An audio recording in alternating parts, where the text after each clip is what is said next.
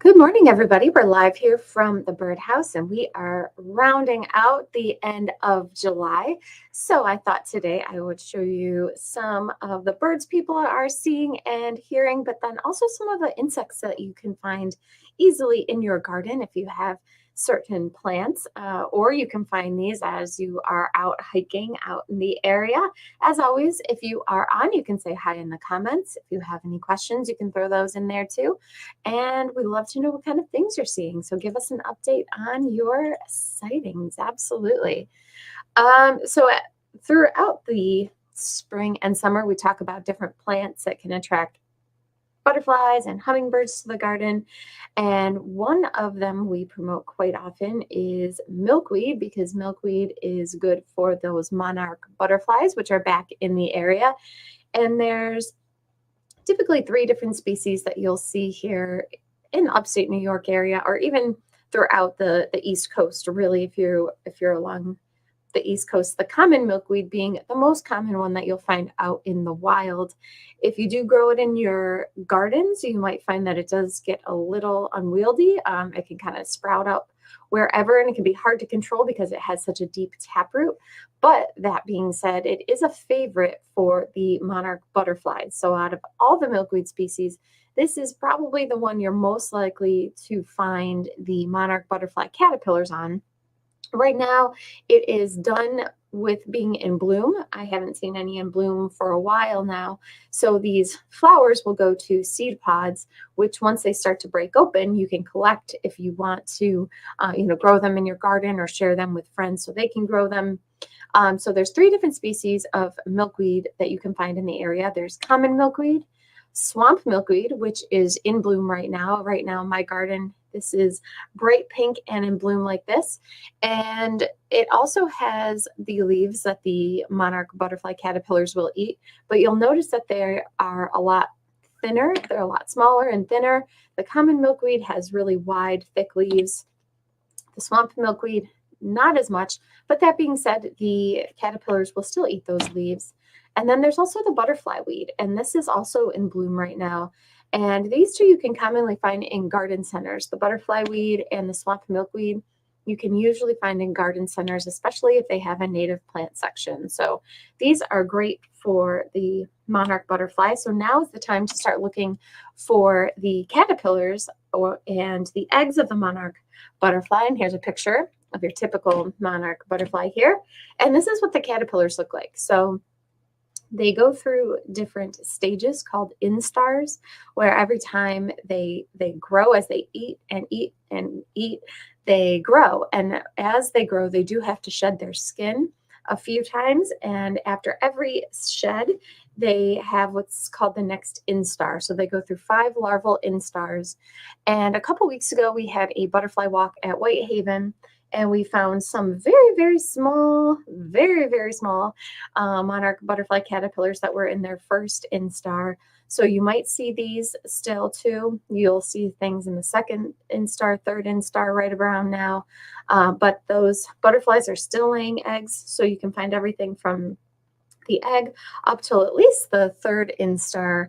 I haven't seen any really large monarch butterfly caterpillars out there yet, but it's not to say they're not out there. The eggs are very, very small, and they are laid on the underside of the leaf of the milkweed plant. So in order to see them, you usually have to flip the leaf over. Sometimes you can see them without flipping the leaf over, just depending on how it angles. But this is the time to look for those monarch butterfly caterpillars. And this weekend, I was out and about, and I was looking at the milkweed that I found out in fields, and I came across milkweed leaves of the common milkweed that had all this little debris on them. And this is a sure sign that there are caterpillars around. And because as the caterpillars eat, they also poop a lot, and they leave these signs along that are a sure sign that you've got some caterpillars around. There is a fancy name for caterpillar poop called frass. And so these leaves were covered in frass. So I thought there's something going on underneath here. And sure enough, there was a group of milkweed tussock moth caterpillars chewing away at this milkweed plant. So we talk a lot about the monarch butterflies using the milkweed plants as their host plant where they'll lay their eggs, but so will this species called the milkweed tussock moth, and they lay their eggs in groups. So monarch butterflies will lay their eggs one at a time, usually one egg per plant, whereas the milkweed tussock moth butterfly or moths will lay their eggs in groups. So you'll find these caterpillars in pretty large groups. So you can see there's quite a few here on this plant, and they were on the underside of the leaf. So quite a few of them, and they are quite small still. As they grow and get bigger, this is what they will look like as they age. So right before they pupate, they will look like this. They're bright orange, and they have these black and white tufts that stick out of them. So they're really, really brightly colored and pretty neat to see. So if you have milkweed, look for not only the monarch butterfly caterpillars, but these milkweed tussock moth caterpillars as well.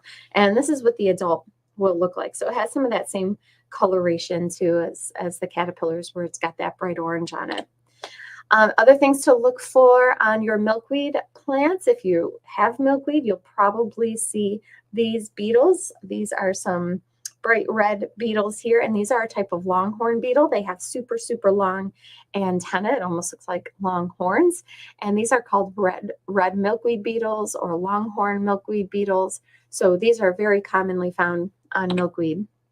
Now you might see something in the same field that looks like milkweed but is a little bit different. There's a plant called dogbane that looks a lot like the milkweed plants, but it has red stems, it has white flowers, and the leaves are a little bit smaller. And so here is a picture I found comparing the two.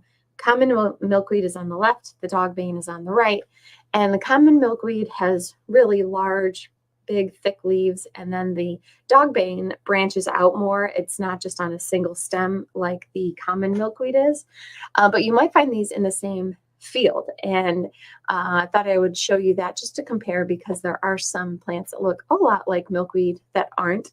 But if you do have dogbane, look for those red stems. That's a really good way to tell that it's the dogbane plant, not the common milkweed. And often you can find this insect on the dogbane, a really, really beautiful iridescent beetle called the dogbane beetle.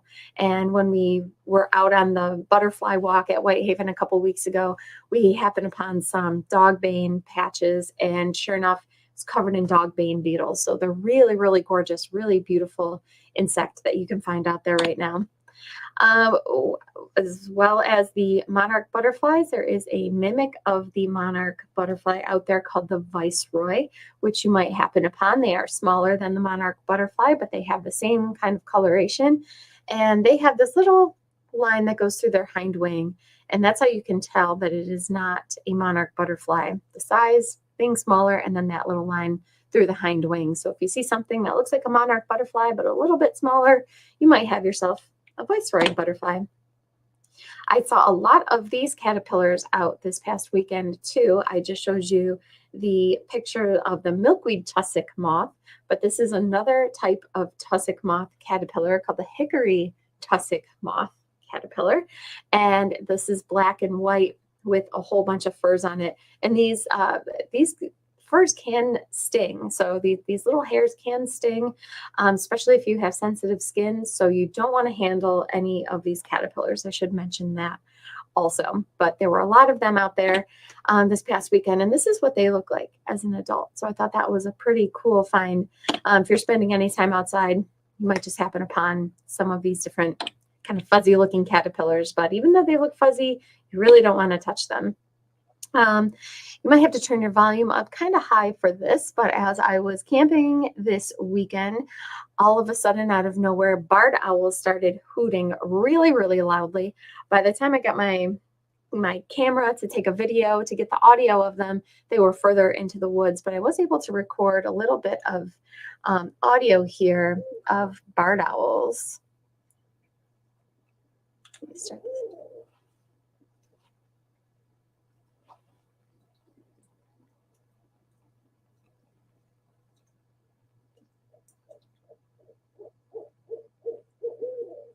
And so the barred owls will hoot all summer long. There were, in this instance, there were two super, super close, just hooting back and forth to one another. And then they started kind of dispersing and going out in the woods. So I don't know if they were juveniles or if they were adults.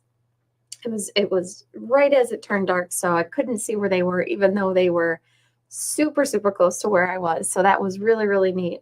Unfortunately, I didn't have my camera on me fast enough to get the great audio of them being very, very close. But so if you're out in the woods or if you have woods by you late at night, keep those windows cracked open because you might hear barred owl hooting, great horned owl, screech owl. They'll be active all summer long. And then as far as backyard birds go, we're still getting reports of people getting orioles in their backyards. Most people have gotten rid of the oriole nectar and are just going to the jelly and the mealworms as far as foods to feed the orioles. So they are still here. The young ones are still here. And the young ones are coming to feeders now. So if you're seeing something that is oriole sized and orangish or yellowish in color, it could very well be a juvenile oriole if it's not the female, because the young ones are out there and they'll be around for another month or so, and then they'll start to fizzle as they go south for the winter. So that and hummingbirds, people are reporting some hummingbirds around.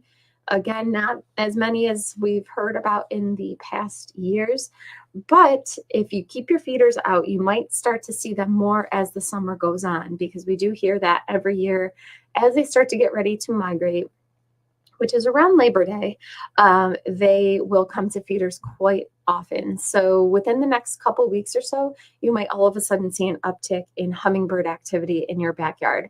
And not only are the adults out there, but they have their babies that are leaving the nest too. So there's going to be more of them out there. So keep an eye out for the hummingbirds. They don't seem to be as numerous as they've been in the past, but they are out there. And mealworms. Mealworms are a great food source for birds like Carolina wren. I had a juvenile Carolina wren in my backyard this past week, which was really fun to see. And they've been singing their hearts out. Every morning I can hear the Carolina wren just singing and singing and singing. And if you want to supplement their diet with anything, supplement their diet with something in addition to what you've been feeding, mealworms are a great way to go. Birds prefer the live mealworms, but of course they will eat the freeze-dried mealworms as well. And the mealworms are great for wrens. If you have bluebirds, they'll eat the mealworms, absolutely.